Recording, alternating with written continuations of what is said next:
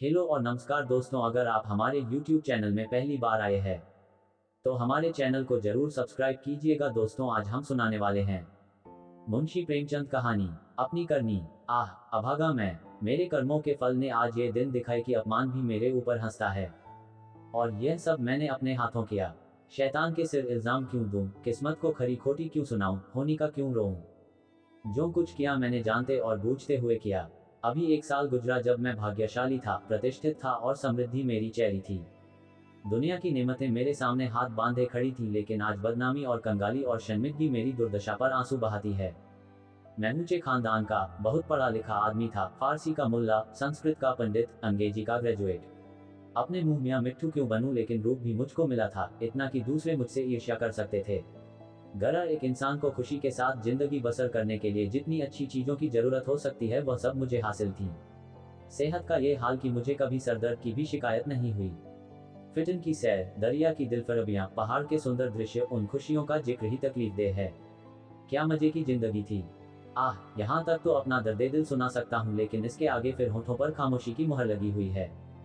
एक सती साध्वी, प्रतिप्राणा स्त्री और 2 गुलाब के फूल से बच्चे इंसान के लिए जिन खुशियों, आरजुओं, हौसलों और दिलफरबियों का खजाना हो सकते हैं वह सब मुझे प्राप्त था। मैं इस योग्य नहीं कि उस पतित स्त्री का नाम जबान पर लाऊं। मैं इस योग्य नहीं कि अपने को उन लड़कों का बाप कह सकूं। मगर नसीब का कुछ ऐसा खेल था कि मैंने उन बिहिश्ती नेमतों की कद्र न की। जिस औरत ने मेरे हुक्म और अपनी इच्छा में कभी कोई भेद नहीं किया, जो मेरी सारी बुराइयों के बावजूद कभी शिकायत का एक हर्फ जबान पर नहीं लाई, जिसका गुस्सा कभी आंखों से आगे नहीं बढ़ने पाया। गुस्सा क्या था, कुआर की बरखा थी। 2-4 हल्की हल्की बूंदें पड़ी और फिर आसमान साफ हो गया। अपनी दीवानगी के नशे में मैंने उस देवी की कद्र न की। मैंने उसे जलाया, रुलाया, तड़पाया। मैंने उसके साथ दगा की। आह, जब मैं 2-2 बजे रात को घर लौटता था तो मुझे कैसे कैसे बहाने सूझते थे, नित नए हीले गढ़ता था। शायद विद्यार्थी जीवन में जब बैंड के मजे से मदरसे जाने की इजाजत न देते थे, उस वक्त भी बुद्धि इतनी प्रखर न थी। और क्या उस क्षमा की देवी को मेरी बातों पर यकीन आता था। वह बोली थी मगर ऐसी नादान न थी। मेरी खुमार भरी आंखें और मेरे उथले भाव और मेरे झूठे प्रेम प्रदर्शन का रहस्य क्या उससे छिपा रह सकता था। लेकिन उसकी रग रग में शराफत भरी हुई थी, कोई कमीना ख्याल उसकी जबान पर नहीं आ सकता था। वह उन बातों का जिक्र करके या अपने संदेहों को खुलेआम दिखलाकर हमारे पवित्र संबंध में खिंचाव या बदमज़गी पैदा करना बहुत अनुचित समझती थी। मुझे उसके विचार उसके माथे पर लिखे मालूम होते थे। उन बदमज़गियों के मुकाबले में उसे जलना और रोना ज्यादा पसंद था। शायद वह समझती थी कि मेरा नशा खुद ब खुद उतर जाएगा। काश इस शराफत के बदले उसके स्वभाव में कुछ ओछापन और अनुदारता भी होती। काश वह अपने अधिकारों को अपने हाथ में रखना जानती। काश वह इतनी सीधी न होती। काश अब अपने मन के भावों को छिपाने में इतनी कुशल न होती। काश वह इतनी मक्कार न होती।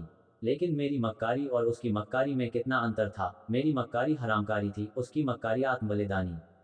एक रोज मैं अपने काम से फुर्सत पाकर शाम के वक्त मनोरंजन के लिए आनंद वाटिका में पहुंचा और संगमरमर के हौज पर बैठकर मछलियों का तमाशा देखने लगा। एकाएक निगाह ऊपर उठी तो मैंने एक औरत का बेले की झाड़ियों में फूल चुनते देखा। उसके कपड़े मैले थे और जवानी की ताजगी और गर्व को छोड़कर उसके चेहरे में कोई ऐसी खास बात न थी। उसने मेरी तरफ आंखें उठाईं और फिर फूल चुनने में लग गई, गोया उसने कुछ देखा ही नहीं। उसके इस अंदाज ने, चाहे वह उसकी सरलता ही क्यों न रही हो, मेरी वासना को और भी उद्दीप्त कर दिया। मेरे लिए यह एक नई बात थी कि कोई औरत इस तरह देखेगी जैसे उसने नहीं देखा। मैं उठा और धीरे धीरे कभी जमीन और कभी आसमान की तरफ ताकते हुए बेले की झाड़ियों के पास जाकर खुद भी फूल चुनने लगा। इस ढिठाई का नतीजा ये हुआ कि वह मालिन की लड़की वहां से तेजी के साथ बाग के दूसरे हिस्से में चली गई। उस दिन से मालूम नहीं वह कौन सा आकर्षण था जो मुझे रोज शाम के वक्त आनंद वाटिका की तरफ खींच ले जाता। उसे मोहब्बत हरगिज नहीं कह सकते। अगर मुझे उस वक्त भगवान ना करें उस लड़की के बारे में कोई शोक समाचार मिलता तो शायद मेरी आंखों से आंसू भी ना निकले। जोगिया धारण करने की तो चर्चा ही व्यर्थ है। मैं रोज जाता और नए नए रूप धरकर जाता, लेकिन जिस प्रकृति ने मुझे अच्छा रूप रंग दिया था उसी ने मुझे वाचालता से वंचित भी कर रखा था। मैं रोज जाता और रोज लौट जाता, प्रेम की मंजिल में एक कदम भी आगे न बढ़ पाता था। हाँ, इतना अलबत्ता हो गया कि उसे वह पहली सी झिझक न रही।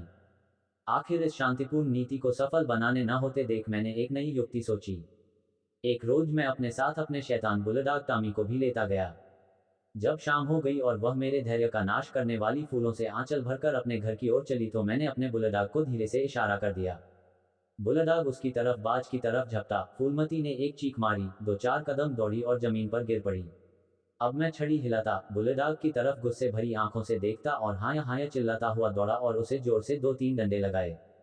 फिर मैंने बिखरे हुए फूलों को समेटा, सहमी हुई औरत का हाथ पकड़कर बिठा दिया और बहुत लज्जित और दुखी भाव से बोला, ये कितना बड़ा बदमाश है, अब इसे अपने साथ कभी नहीं लाऊंगा।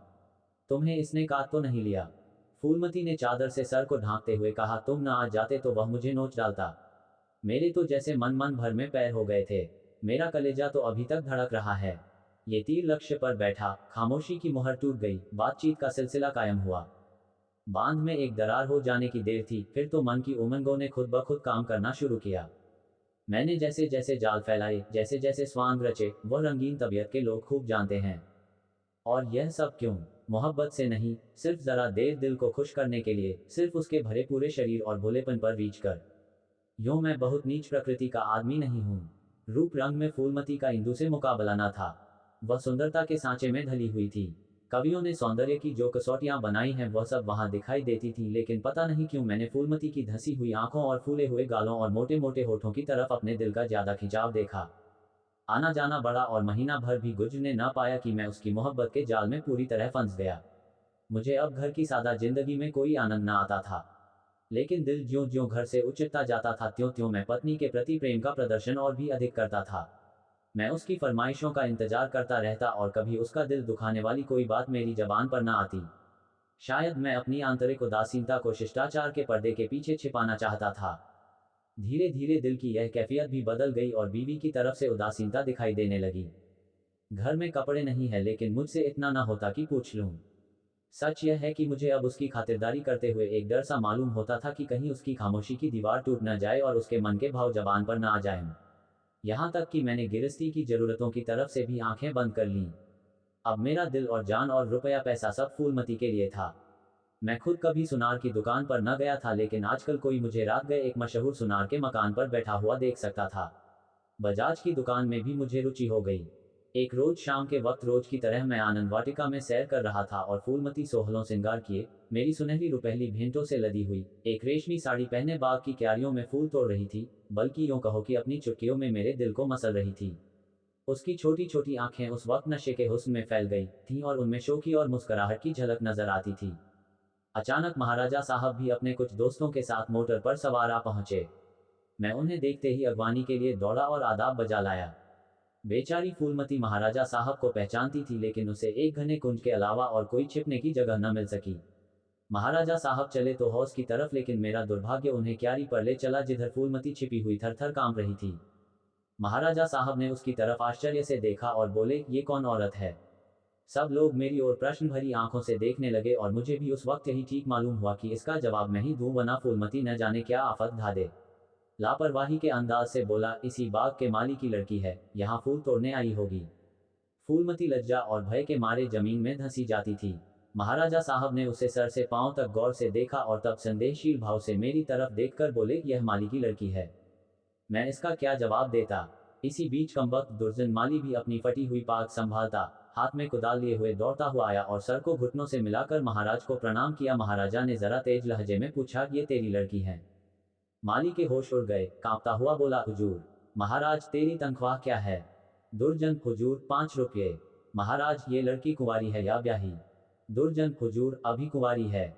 महाराज ने गुस्से में कहा, या तो तू चोरी करता है या डाका मारता है, वरना ये कभी नहीं हो सकता कि तेरी लड़की अमीरजादी बनकर रह सके।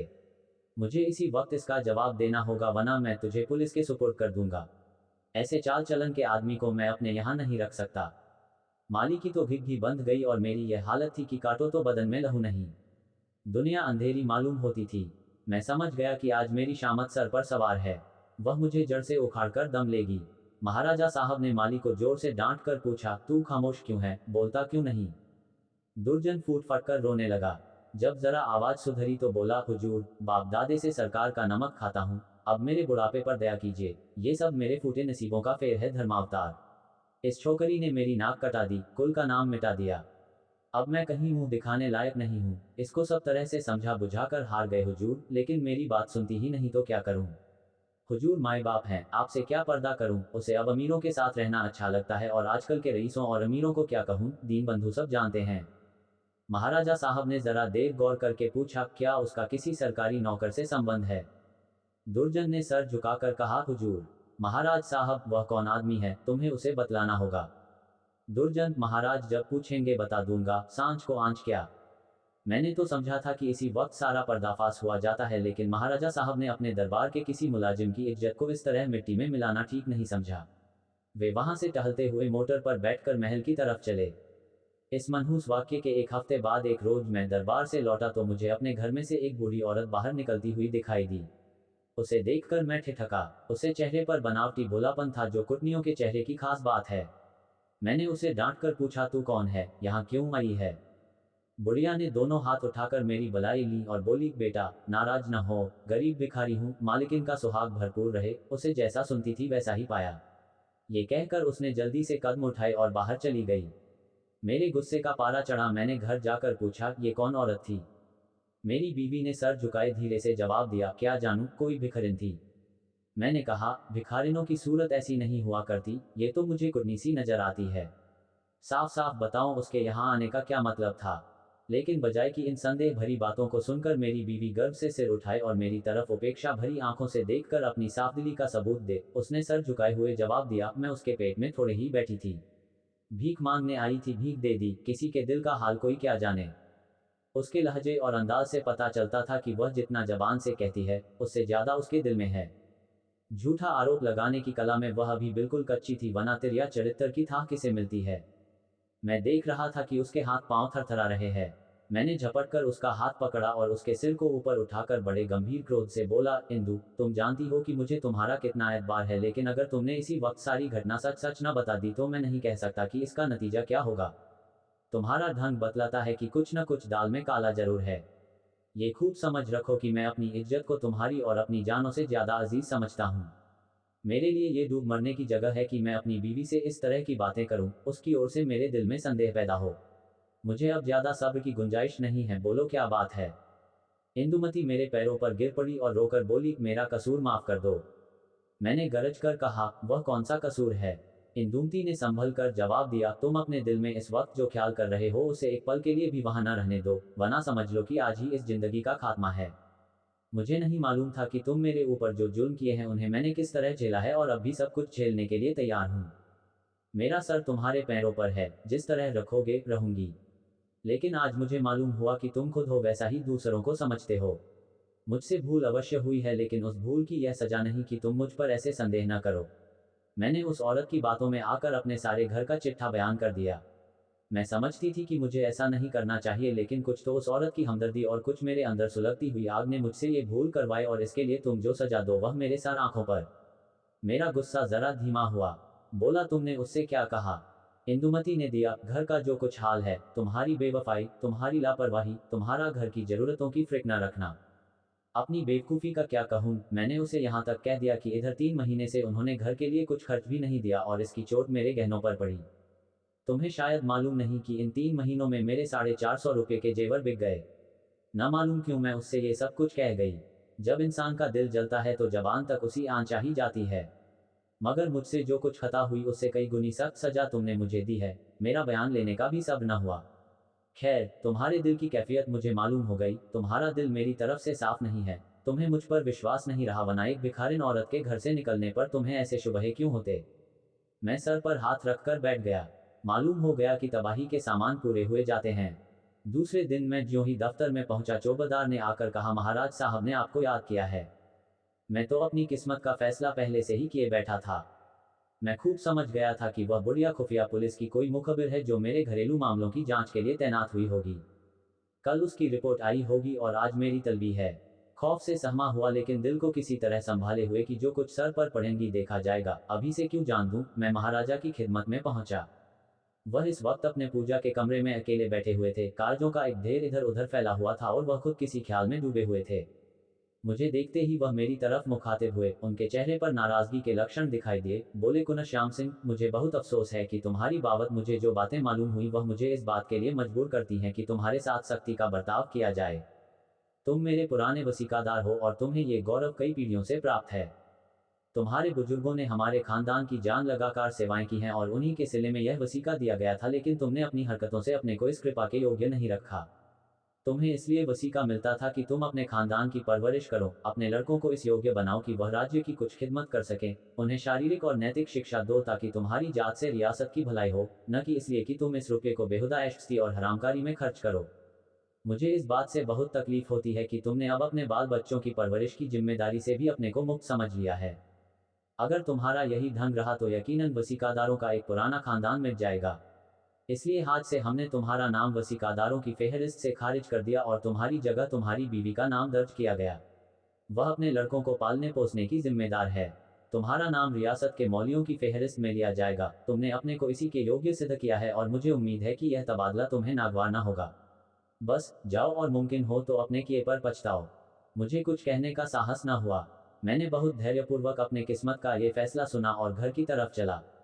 लेकिन 2 ही 4 कदम चला था कि अचानक खचाल आया, किसके घर जा रहे हो, तुम्हारा घर अब कहाँ है। मैं उल्टे कदम लौटा। जिस घर का मैं राजा था वहां दूसरों का आश्रित बनकर मुझसे नहीं रहा जाएगा, और रहा भी जाए तो मुझे रहना चाहिए। मेरा आचरण निश्चय ही अनुचित था, लेकिन मेरी नैतिक संवेदना अभी इतनी थोथी न हुई थी। मैंने पक्का इरादा कर लिया कि इसी वक्त इस शहर से भाग जाना मुनासिब है, वरना बात फैलते ही हमदर्दों और बुरा चेतने वालों का एक जमघट हालचाल पूछने के लिए आ जाएगा। दूसरों की सूखी हमदर्दियां सुननी पड़ेंगी जिनके पर्दे में खुशी झलकती होगी। एक बारक सिर्फ एक बार मुझे फूलमती का ख्याल आया। उसके कारण ये सब दुर्गत हो रही है, उससे तो मिल ही लूं। मगर दिल ने रोका। क्या एक वैभवशाली आदमी की जो इज्जत होती थी वह अब मुझे हासिल हो सकती है? हरगिज नहीं। रूप की मंडी में वफा और मोहब्बत के मुकाबले में रुपया पैसा ज्यादा कीमती चीज है। मुमकिन है इस वक्त मुझ पर तरस खाकर या क्षणिक आवेश में आकर फूलमती मेरे साथ चलने पर आमादा हो जाए, लेकिन या क्षणिक आवेश में आकर फूलमती मेरे साथ चलने पर आमादा हो जाए, लेकिन उसे लेकर कहाँ जाऊंगा? पांवों में बेड़ियां डालकर चलना तो और भी मुश्किल है।